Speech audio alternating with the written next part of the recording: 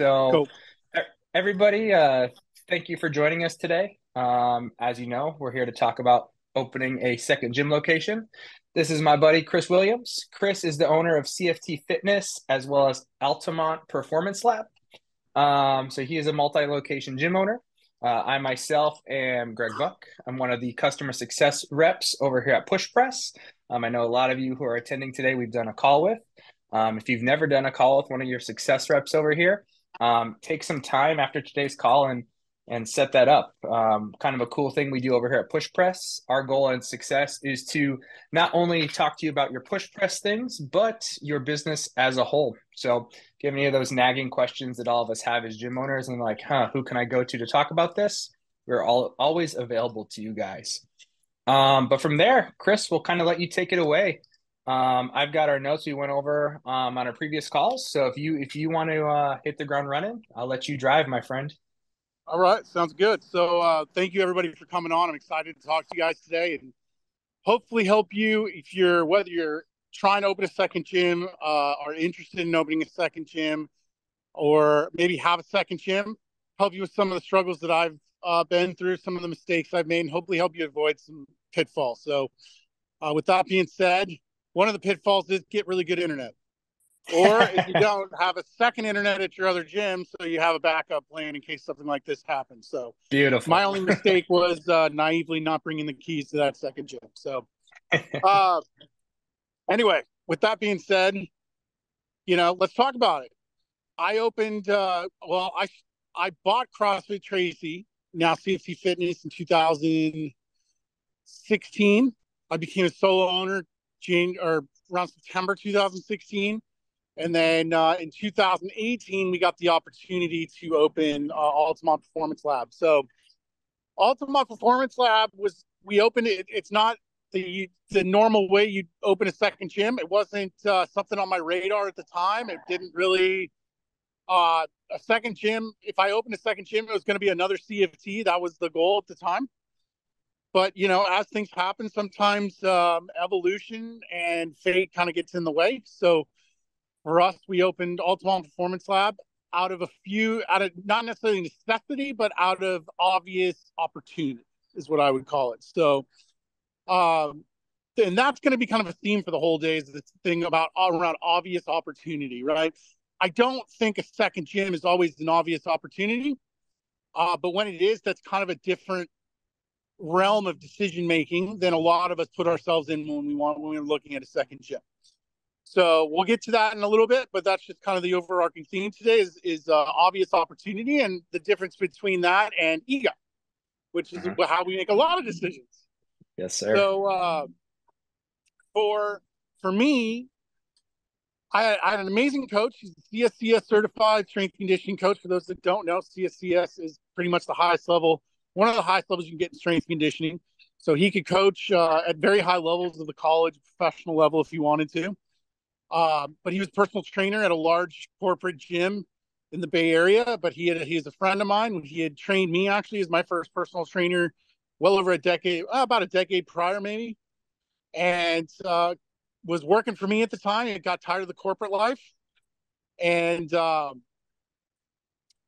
was a great CrossFit coach.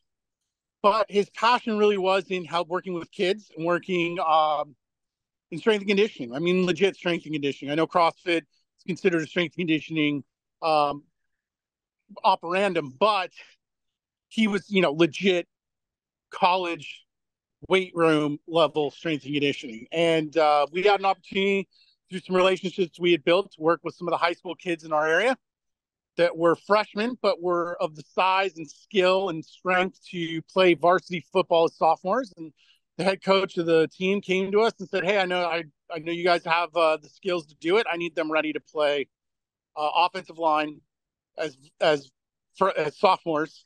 So whatever you need to do, get them stronger, faster, all the stuff." So we spent an entire summer working one-on-one with them. It went really well. We started building a lot of attention. We got a hold of the local high school volleyball team, started doing the same. So it's kind of one of those things where things started just kind of mushrooming uh, out of what we were doing and the results we were getting. And at the same time, the landlord came to me and said, "Hey, I've got this the space in the back. It'll get you the full parking lot on the back side. And for anybody with a CrossFit gym, there's times where we wish we had more parking. At least for Always. some of us, like in the commercial space, I know in the commercial building areas, some of us lack parking. So that was huge for us. And sorry. And so for us, when we got that opportunity to open in the other space, actually I'm walking through Oh, he's in. conditioning gym right now. So there you go. So we got recovery space and all sorts of stuff in here. If you can kind of tell, it's more of a homely feel with the paint and everything like that. So we went with a completely different look, something a little more,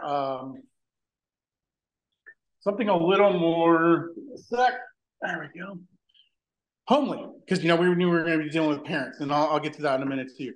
But long story short, we had these opportunities. I turned the landlord down probably 4 times before I realized that one of those back of the mind, to the front, oh my God, I know what I need to do. And it was, we need to take this opportunity to open something for strength and conditioning, get it out of our gym. There was a little bit of friction there with all the kids and all that type of thing going on. If you felt it, I'm happy to talk more about that and how we kind of navigated that and how we would navigate it today versus how we did it back then. So I think some mistakes were made. So what we did was we ended up taking this space. I negotiated a bunch of free months to give us time to build it out. And we opened a strength and conditioning facility, brand new, completely different branding, completely different colors, completely different everything. We wanted to make sure in no way, shape, or form were we confusing this brand with our CrossFit brand, right? Because one of the big things we were getting back then was, oh, well, I would totally sign up with you, but I don't want my kid doing CrossFit. Whether you like it or not, that's going to be something, if you're in a CrossFit gym, that's going to come with the territory. We all know it. So it just made sense for us. This is such a small space to go with a boutique strength conditioning facility and kind of meet the weaknesses of the market where they are. Because this market is, when we opened in 2008, I'm trying to put this in a way that doesn't bash anyone because I'm not really a big fan of that, but it was definitely that 2000 or late 2000s CrossFit mentality. Everything was just beat up. It was just old warehouses. It didn't have any creature comforts, for the parents or the kids. Holes in the walls, just, real beat up and run down. And we realized that we could charge a premium, offer a premium service, and also offer a premium facility where parents felt comfortable hanging out while their kids worked out, which we have a lot of parents to this day that come in and, they're remote workers and they work while their kids are here. And they said it's like the only place they can go where they can actually work while their kids are here. So it makes it really hard for them to want to cancel. Yeah. To take you kind of one step back there, Chris, I know we Yeah, had man. talked about this in terms of opening your second facility, the strength and conditioning focus, primarily focused on youth athletes, right? Yep. Speaking to that, hole in the wall, kind of more cookie cutter type programming, you saw that opportunity in both the CrossFit, but also the strength and conditioning space, Right. right? And one thing you've spoken to here already is making that homely feel for those of us who are potentially looking to go more the strength and conditioning route or the more boutique style with the second location. Can you speak to kind of some of those creature comforts that you've brought in house for those parents so that they can come in, be at the facility while their kids are working out? Yeah. If you want to, there we go. Is that me now? No, I'm You're in. here. Yep. So let me click off this one real quick. Perfect. There he All is. right. That's much better. Okay. Sorry about that, guys. All good, brother. Okay. So uh, hit me with the question one more time. Speak to a little bit kind of why you saw the need to differentiate between your first facility and your second one. So obviously you went more of the strength and conditioning youth athlete route and how you really differentiated that brand. Because you said conflating the brands was something you really wanted to stay away from. Because Right. we know in the CrossFit space, we do get that pushback of, well, I don't want my kid doing CrossFit. I want him doing strength and conditioning. So what did that journey look like for you? So for me, that journey was really It had a lot to do with what I was reading at the time. And in the time, I was really immersing myself in branding books and marketing books. I'd been working with a mentor, some might be familiar with, Stu Brower at the time, and he was very big Mhm. on brand, really differentiating yourself in a market full of lookalikes. Mhm. So I was reading Primal Branding. I was reading another book that I can't remember off the top of my head the name of, but Primal Branding really was the one that put a lot of this in my head Mhm. about the importance of separating brands. And when you're doing something, even if it's close, if you're going to do it to the best of your ability, separating those brands if there's any type of friction or confusion, because market Mhm. confusion is really, really dangerous in this type of market. So what I did was I separated them. I just created, I killed the confusion as much as Mhm. possible. Obviously, with them being in the same building, there's still sometimes that, oh, well, is it CrossFit? Oh, it's in the building across, so it's CrossFit. It's like, no, it's in the same building. It's a different address. It's a different suite. It's fortunately one faces south, one faces north, one's on the Mhm. far east side of the building, one's on the far west side. So when they get here, they see, oh, okay, this is completely different, Right. right? And Yeah. we did our best to go stark difference with the colors too. You know, a neon green versus a very like blue, just a little darker than the hue of your shirt for the CrossFit. So Beautiful. So we've spoken a little bit now already about the difference between your two facilities and obviously kind of the opportunity you're presented with.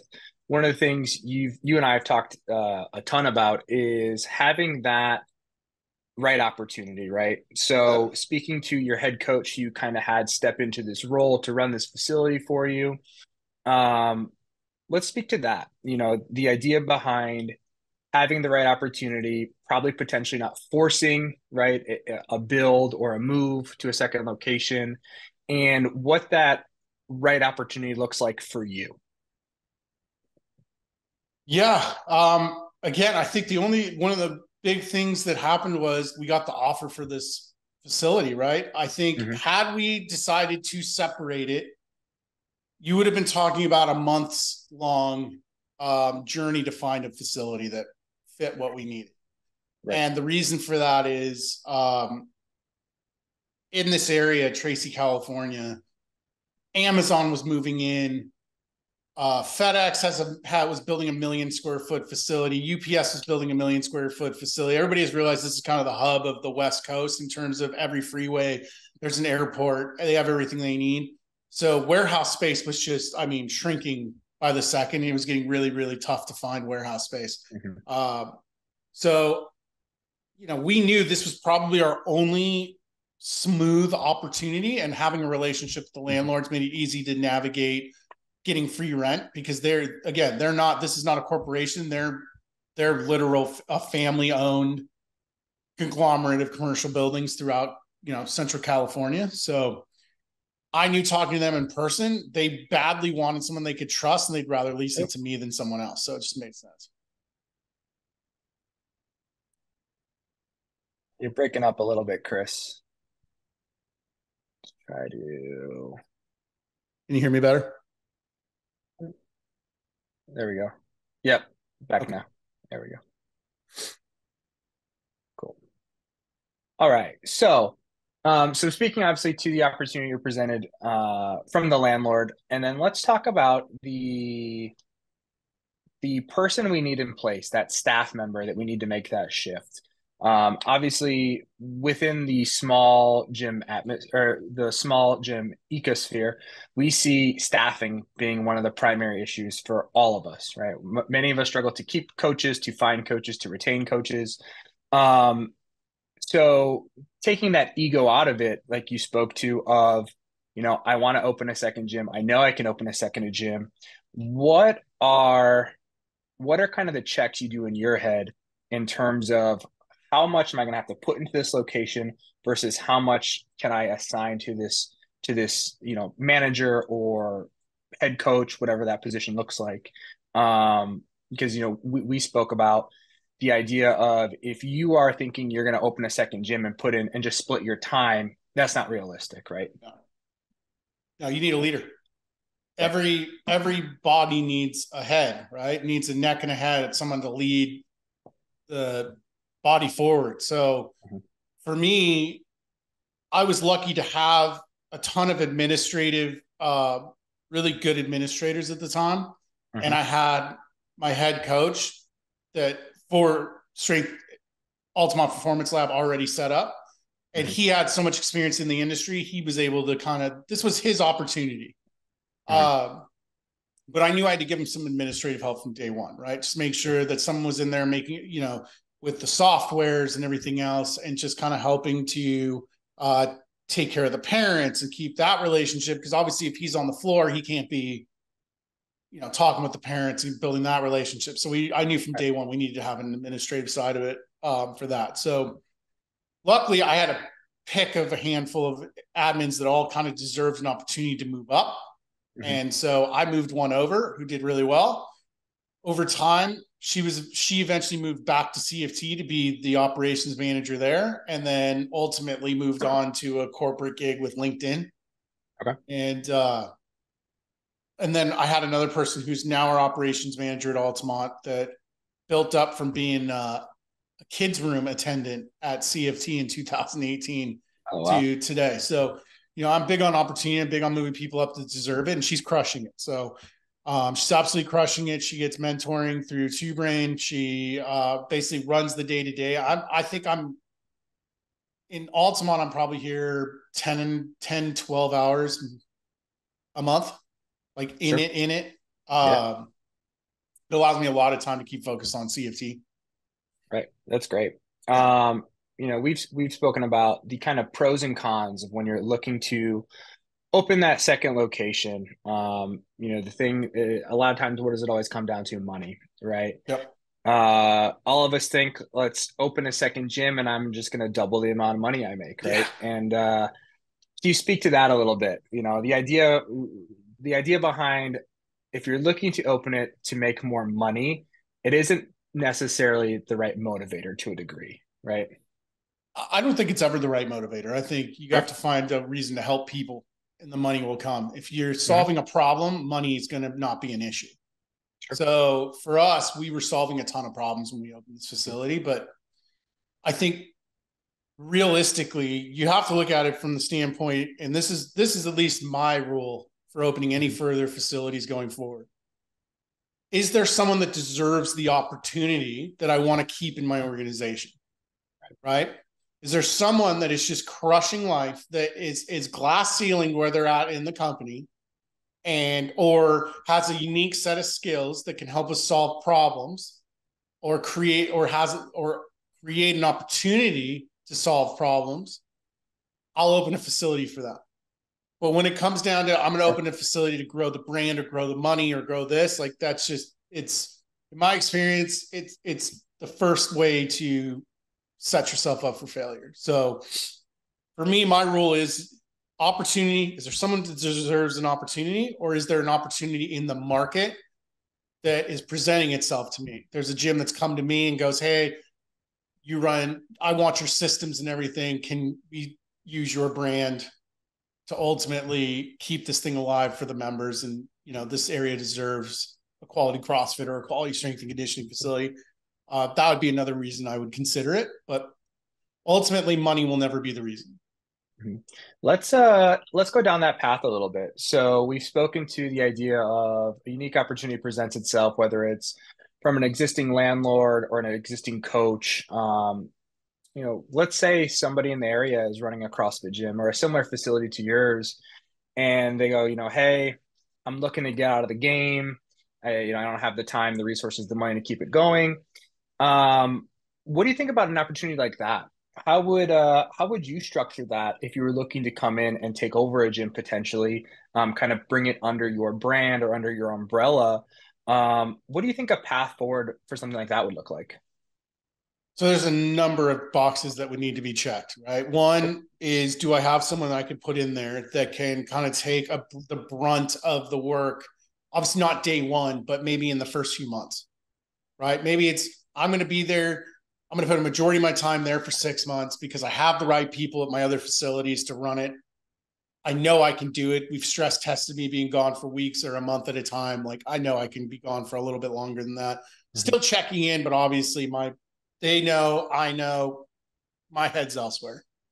Do I have someone in that facility that over a certain amount of time I could build up and then hand the keys to you, and then it's part of a rotation of everyone's getting their time with me type of situation. I couldn't do it if I was walking in as owner operator. So that box has got to get checked. Box number two has got to be, Right. I would check the demographics of the area. Does it fit the demographics of where we're at? Because it makes the marketing a lot easier if you know household income and general size of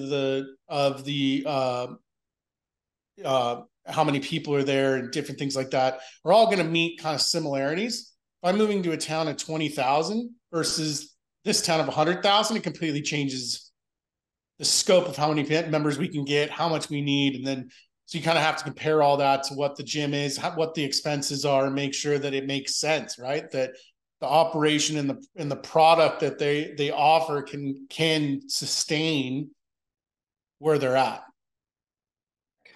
All right. All right. So last thing I caught, talking about looking at the demographics of the area, and having that drive kind of our decision making and our marketing process.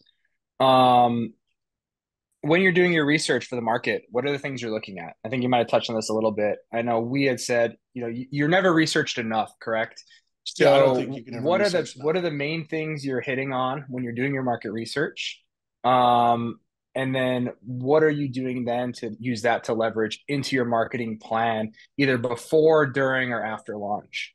Yeah, if I'm moving out of my town, which obviously with this facility I wasn't, so the market research was already done. I already pretty much had a pretty good grip on what our market's like. If I'm moving out of our market somewhere else, the first thing I'm doing is checking demographics. How many people? What's the household income? I'm doing some research on commuters. Is it a commuter town? Is it a work from home town? What's kind of the primary source of income?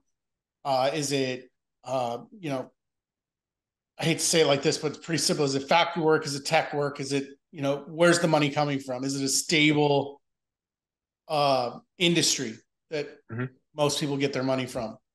Those things all need to check the boxes because, again, in California, you can go 20 minutes and you're not in a commuter town, Right. right? You can go an hour and you're in an area where everybody works from home.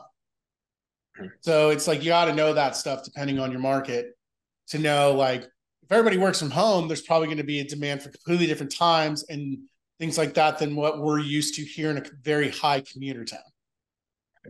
So, there's just a lot of different things I would want to check, but ultimately for me, it starts with, is there an opportunity for someone else Mhm. that I'm creating here? And Yeah. if it's not, it doesn't meet my personal ethos of creating opportunity for others. Right. That opportunity being for that entrepreneur, so to speak, the person who Exactly. we can promote from within, who's going to basically take that business and run with it as their own. Exactly. Yeah. Commute time, something we had discussed, right? I'm lucky enough that I live about 5 minutes from my facility. So when I have to go in, it's pretty nice.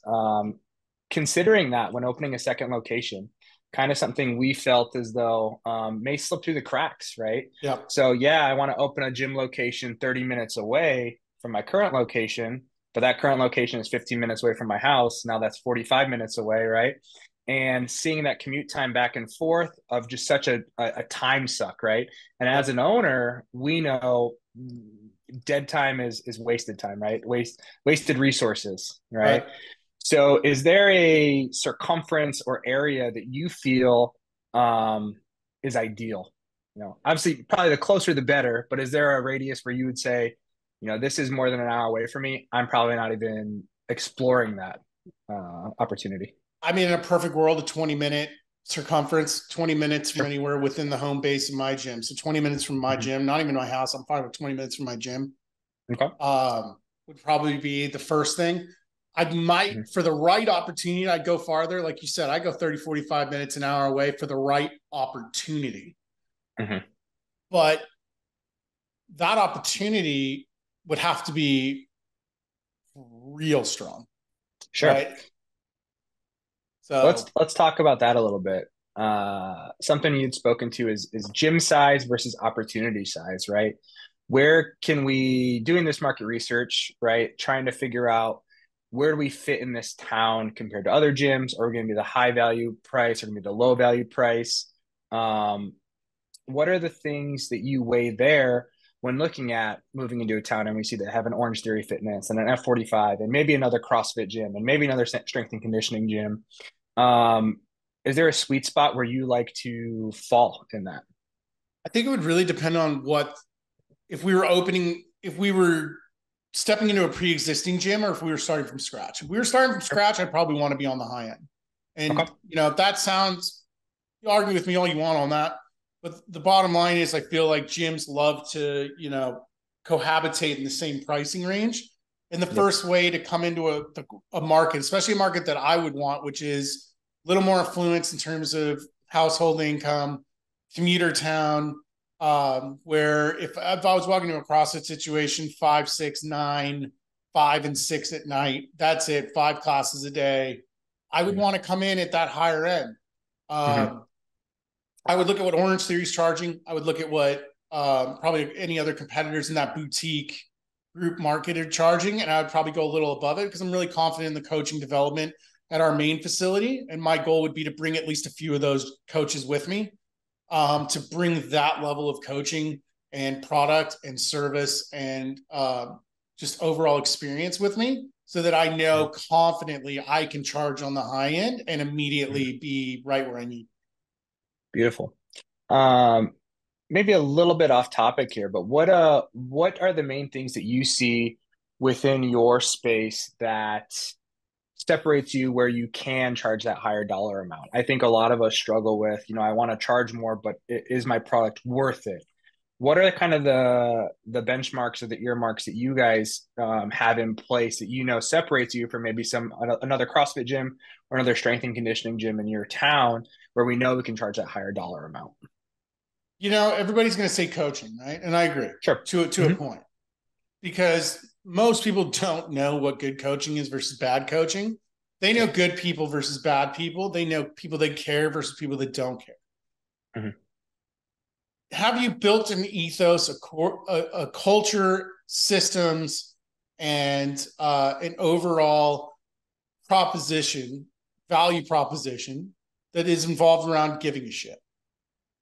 If you do, and you're doing that, and your staff does that, as they say, when the cat's away, the mice will play. Hmm. Do they still care? Right. Right. That to me allows you to charge a premium because these corporatized group gyms, they're robots to a certain degree. They're following a structure. They have to talk a certain way, walk a certain way, dress a certain way, act, everything is very choreographed. Yeah. And it's easy to see through that. So a lot of people just want somewhere they can go and they can actually talk to you and tell you, hey, man, my day sucked. Awesome. Do you want to work out or you just want to, hop on a bike and sweat and we can talk while and I'll come through and just check on you or Right. hey, let's grab a coffee after class, 9 a.m. Let's go to coffee at 10 and talk and see if we can't get this thing turned around. Just caring goes a long way to me. Yeah. And The personal that's something, touch. yeah, that's something we really separated here is I made sure from day one at Altamont, parents were the focus. Hmm. Because we forget the parents are the ones paying. Yeah, Yep. the kid's your client, but the parent is the money. And if the money Hmm. isn't coming in, you don't have a business, right? Right. So Right. for me, it was always about take care of the parents, take care of the parents, make sure they're taken care of. What the way we built our entire facility around the parents. Right. We built the training floor around the kids. We built the entire facility around the parents. Right. Genius. Beautiful. Cool. Last thing I kind of want to delve into before we kind of open it up to Q&A. Guys, if you have questions that you want answered, go ahead, drop them in the Q&A box. I see a couple in there already, and we'll get I to see those some. here in a minute. I saw some really good ones. Um, yeah, for sure. Um, for you, going into this second location, what are some things that maybe you would do differently, if anything? Oh man, whew. I know it's I kind of a Pandora's box. Yeah, let's start with All the of it. most. Let's start with Yeah. like the lowest hanging fruit. I Okay. would teleport back 5 years and tell Hmm. myself, uh, personal training, opening a personal training boutique is not the game. Sure. I knew walking into this facility, it was only 900 square feet for some background, that we were going to have to run really small classes or be really specific, but it's also office space. So it's kind of that in between of a commercial um, price per square foot and retail. So it's right around $1 a square foot. Being that it's only 3,000 square feet, rent wasn't too terribly bad, even for Mm-hmm. California. Um, so we started as a personal training facility. Then we tried the group thing. Then we finally settled down to what we do now, which is semi-personalized and personalized programs. So not necessarily one-on-one, not necessarily semi-private groups either, because everybody's kind of got their own thing they're working on, and it's a flow. So there's no like start and end time to classes. It's come in, get started. The older kids that have their personalized programs can use their phone or an iPad that we provide them. Mm-hmm. And they just pull up their true coach and they start working, but there's always a coach on site working with them at all times. Right. I would go back and tell myself, think a little longer and a little harder. And lastly, the other thing I would do is I would make sure I had way more buzz around my brand before opening. I feel Yeah. like we rushed it a little bit. Um, I would have preferred paying the rent for a couple more months Mm-hmm. and marketing appropriately and building that buzz and opening with at least 20 clients rather than opening with none and hoping for the best. Luckily, the best happened. We had a couple people walk in and hand us a credit card for $800 a month programs. Do I think that's the best way to go? No, but you know, Yeah. that's kind of also the luck of having your brand in the same building as your current brand. I had built-in trust with people in a town that knew me, Right. and that knew my head coach and knew Right. what we could offer. So it wasn't Mm-hmm. as hard. But looking back, I really do wish we would have waited a few more months um, to build that brand and buzz prior to opening. Yeah. Yeah. A little bit more marketing, maybe potentially like a pre-sale. Yep. Just so, like you said, you're not opening the doors and like, all right, we'll see if anybody shows up today. Yeah. That's how I opened my gym, and that's definitely scary. So I feel you on that one. All right, beautiful. Any other things that we didn't touch on that you want to kind of throw in here before we jump into Q&A? Um, guys, I know a lot of people want to open a gym. I know people want to open a second gym. I know for us, it's almost that as a gym owner, it's almost that nail in the coffin that I did it right, and here's the proof I was able to open a second gym. Or it's that, like we talked about, that old thing about money. Got to take all that aside. If you're married or have kids, your priorities have probably shifted since the day you opened the gym, right? My son was born 3 weeks before APL opened. So, or maybe about a month before APL opened. So it was kind of that probably pushed open the doors, get some money in this place a little faster. Yeah. But it also changed my priorities. I didn't want to be in the gym 12 hours a day anymore. I didn't Right. want to, spend all day and night working. And opening a second gym is going to require that again, at least for a bit. Yeah. And you have to kind of factor that in too. Is this second gym an ego thing or an opportunity? And that's why I use the opportunity thing, because that basically filters everything else out. And now it's not about me anymore. It's about someone else getting the opportunity to do something they love in an industry they deserve to succeed in. Beautiful. Yeah, and promoting that entrepreneur, right, who has that pure intention that potentially we had when we first opened a gym, right? When we first opened a gym, yeah, we all want to make money, but first and foremost, we're trying to help people. Right. And having that person in place who has that pure intention still, who that's what they're really looking to do, as well as build a career, is tantamount, I would say, for Yep. sure. Cool. This has been awesome, man. Let's dive into these Q&As a little bit. So first one we've got here from Garrett. What tools and sites do you use to do your market research? Oh How do man. you prioritize your data? As I'm sure doing market research can be a wormhole of information that can make you data dumb. Yeah. Oh yeah. No, you can. paralysis by analysis is real, Garrett. So I'm trying to remember the name of this thing I used to use to check. Um, there's actually a search you can do online where you can actually. So census.gov is one. City-data.com is another. Okay. City-data.com, I believe, is the one that I used extensively when I was trying to build up CFT after buying it. And city-data.com will give you all sorts of data on the cities.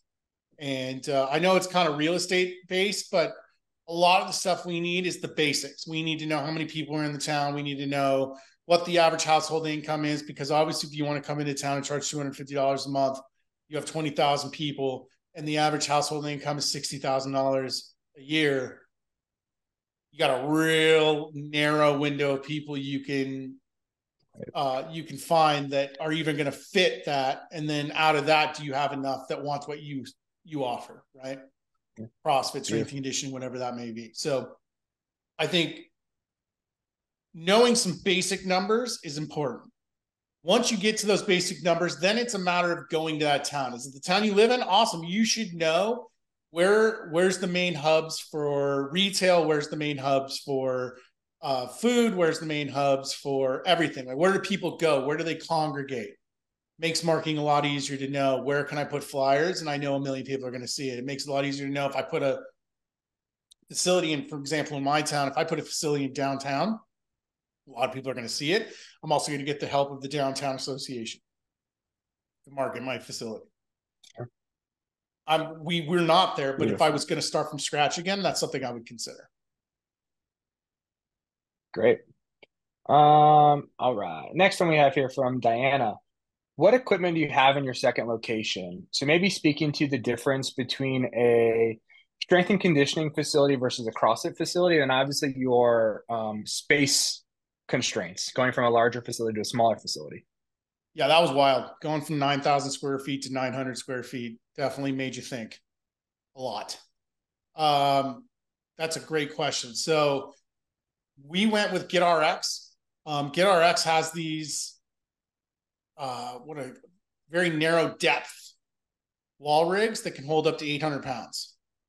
Right. So when we opened, we had a mutual friend, a client that was an NFL player. So we knew from day one, if we were going to attract people like that, we had to have rigs that could hold a lot of weight, but it couldn't take up a lot of space. So GetRx has these really narrow rigs that are like 24 inches off the wall. So obviously you can't do kipping pull-ups. You can't do a lot of the things that a CrossFit gym would do, but we didn't have to worry about that. Right? It has pull-up spots. It has the strength and capabilities to do everything you need to do from a strength and conditioning standpoint. So you can do 90% of the CrossFit stuff with that. Uh-oh. Greg, I lose you again? Yeah, everything was fairly similar. I allowed my head coach saying, if you can still hear me, just drop a comment so I know. I'll just keep talking. Here he comes. And he's back. Yeah, you're not the only one with internet issues today, it seems. Sorry about that. Yeah, it's all right.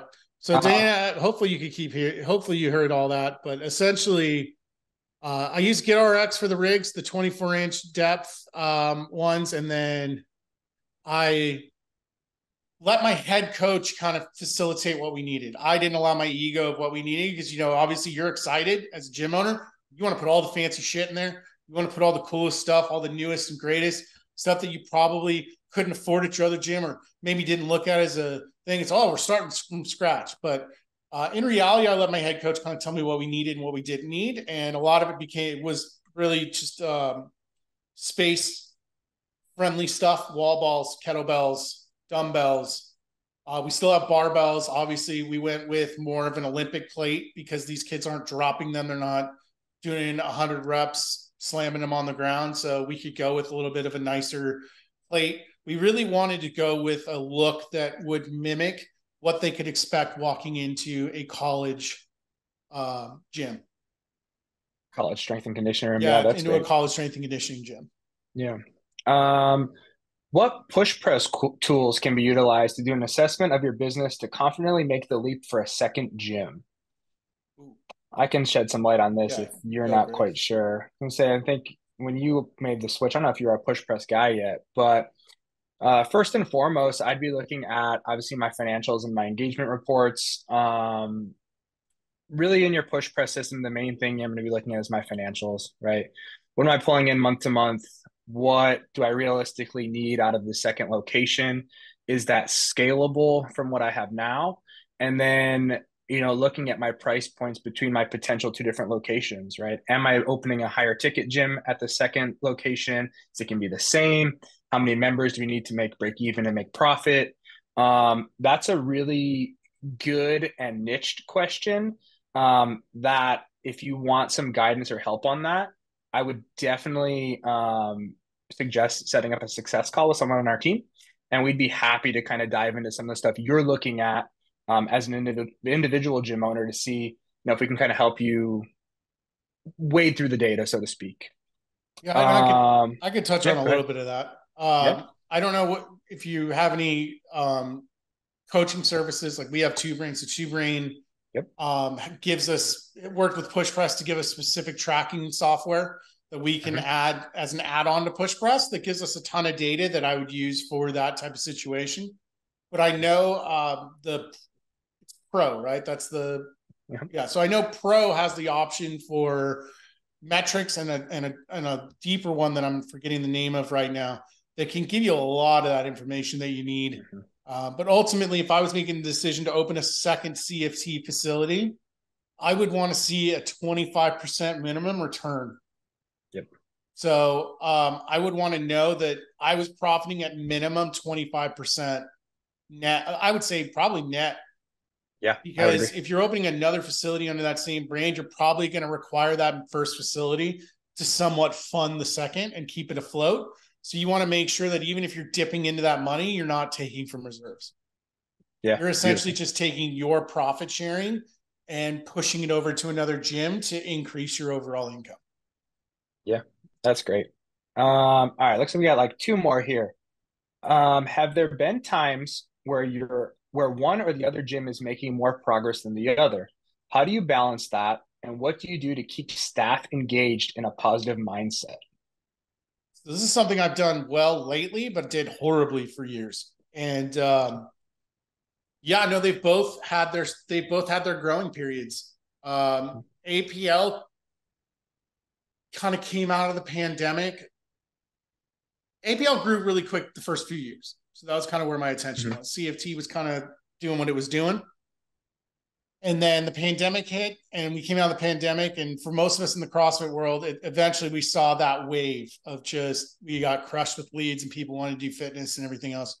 CFT saw it first, so CFT grew, and I had to put my attention there. APL caught their wave, they grew.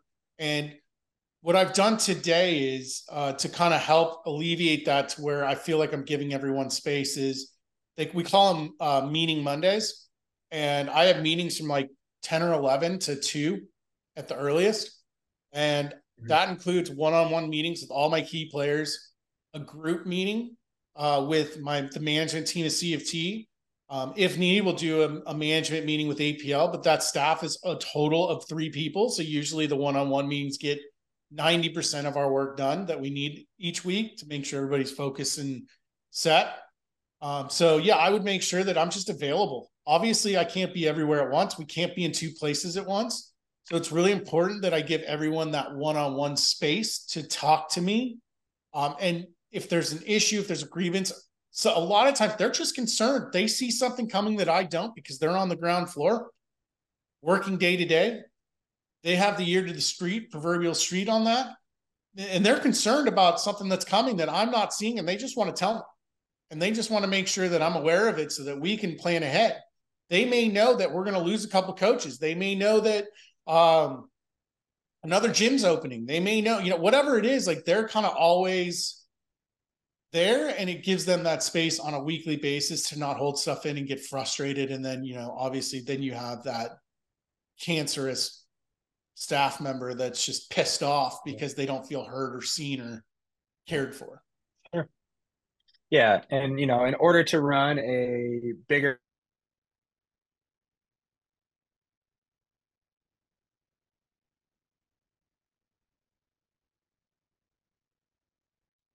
Dag nabbit, Greg. All right, let's see what question we got. We'll let him come back to that. Oh, there he is. Oh, back. All All right. right, last questions we have here. Can you talk more about choosing that right person to put in place for growth? And how do you combat the natural coach turnover? Okay, so let me get to the first part because it's a great question. How do I know? How do I know? A lot of times they show it through their actions. They show it through their behavior. They care. They care a little bit more. All of my staff cares. I'll always give them credit. I'm really lucky I have a staff of people that care. But there's people that just care a little bit more. They are taking ownership initiatives. They just kind of handle shit without asking sometimes. And I give them the breadth and the leeway to do that. And you can kind of see that ownership mentality in them. And ultimately, they're the one, they'll be coming up to you going, hey, is there something else I could do? Hey, is there a way I can make more money? Is there, I have these goals. And if you're constantly doing roadmaps with your staff, which I try to do at least twice a year as the CEO, my Mhm. managers do roadmaps with them quarterly if we're on point. But if you're doing roadmaps where you're sitting down going, how's things going? How's life at home? What's bugging you? Is there anything eating you? Is there anything I can do to support you? They're going to tell you, yeah, you know what? I love what I do, but I feel like there's more. I would love to take another role if there's one. Could you just kind of keep an eye out for me for something that I could do that allows me to keep growing? They're go getters. Whether it's through their actions or their words, they're going to tell you Right. they want more. And it's up to you to decide, is this someone I want to essentially go into business with? Right.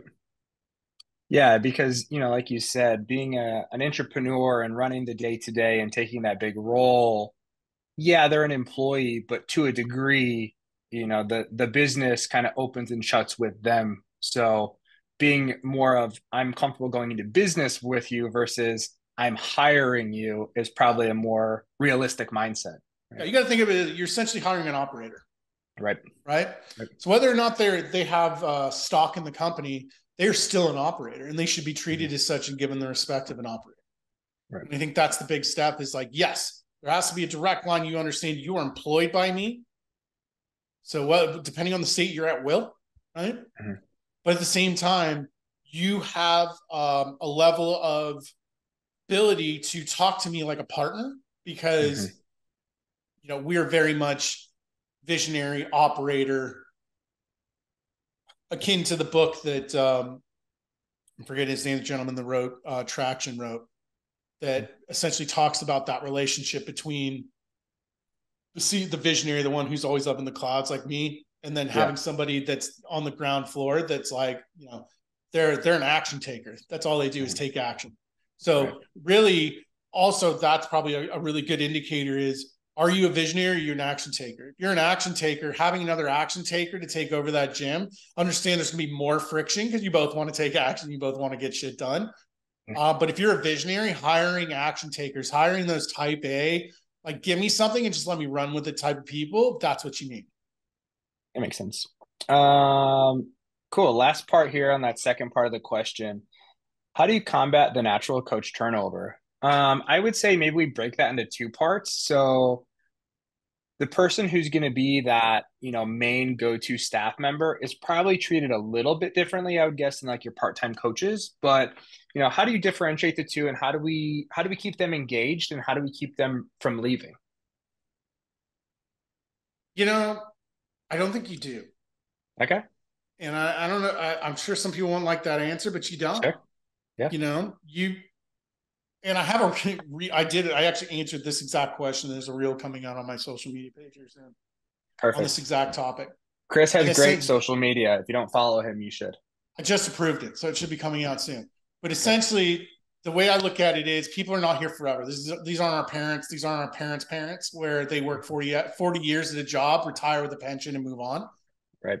Information is coming at us so fast. There's always new opportunities. There's always something. There's LinkedIn. There's Facebook. There's all these different ways for people to find out about job opportunities and new career opportunities and new gyms and new things and franchises and everything else that could come at you that could attract them away, whether it's because of the relationship or maybe they've just run their life cycle through your gym. To me, the average seems to be a year. I can't remember what they just dropped their industry numbers, but I'm pretty sure it was like year and a half is like the life cycle of a coach on average. Us, we see at least 2, maybe 3. And I think a lot of that's because I do give them flexibility and freedom to kind of create their own path a little bit. And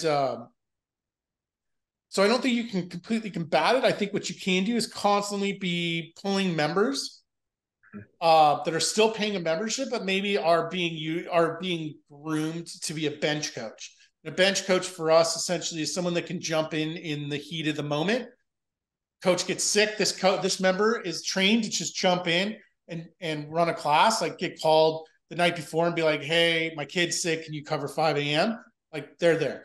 But our members also know if that coach is there, shit hit the fan. They're going to have a great time. They might not get coached to the level they're used to, but they know they're not going to get hurt. They're going to have a great time and they're going to get their workout. So, for us, bench coaches have been a really great way to combat that. Yeah, I like that. I like that kind of nuance between that full-time coach or part-time coach and the bench coach. That's a cool way to do it. Right. Yeah, and I think like you said, with coaches, as with members, right? We can't. Eventually, everyone's going to leave, right? You Right. cannot retain a client for forever, right? And the Right. same thing with a coach. So the best you can do is have a good culture, offer them the financial career benchmarks that they're looking for if you can, and Yep. meet them where they're at. At some point, if they outgrow your business or if you outgrow them, that's a natural progression, I would Right. say. And always be looking for opportunities to grow your staff. And lastly, don't ever take it personally. Yep. My only goal when someone leaves is that they take an opportunity that's better than what I've provided for them. Beautiful. And that's happened a few times with operations managers. One came to me, then worked for me for 4 years, and then was always working part-time gigs before that, babysitting, other things like that. Came to me, worked full-time for 4 years, left full-time at LinkedIn, amazing corporation, super difficult to get in. I can't be mad at that. She Nope. took the opportunity I gave her, and she went higher. I've had Right. other people do the same. They've left to be teachers. They've left to be other things. Like I'm never gonna take that personally. I'm excited for them. Right. That's the way it should be. Right. And that's a testament to you and your business empowering your staff to be able to make those leaps in their own career. Because really at the Right. end of the day, that's what we want. Unfortunately, the reality as a CrossFit coach, most of us don't do it for decades on end. No. It's just the nature of the position. Beautiful. That's all of our Q&A for today. I want to thank you, Chris. This was amazing. I'm sure we'll be chatting again soon. But yeah, we just want to thank you so much for giving us your time today and sharing your journey and kind of just helping guide us as we potentially make these decisions for ourselves and our businesses. Thank you, guys. I really appreciate your time through all of our technical difficulties. But Have a yeah, great all day. right, guys. Thank you Don't so much, hesitate to reach everybody. out. Thank you.